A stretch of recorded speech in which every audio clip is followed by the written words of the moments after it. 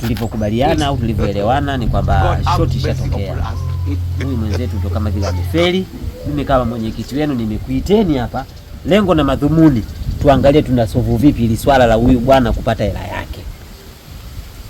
Ndio jamani, ndugu zangu, wanachama wenzangu, kama mwenyekiti hapa alivyosema, mimi kwa kweli nilitoka kidogo nikakuta wamevunja nyumba yangu. Kwa kweli wezi wameiba, hata sijui nani kaiba kwa kweli hiyo hela. Nilikuwa nimekusanya kweli, lakini hela imeibiwa. Basi tu ni mchezo uanze upya. Au nyinyi mnaonaje? Hata kwenye kampuni pia wanaibiwa. Sehemu sikukuu jamani asiibiwe kweli. Wewe shetani kweli. Mama yangu. Game over. Nimeweza kama nashinda. Mwenye uwanja wake kaingia sasa.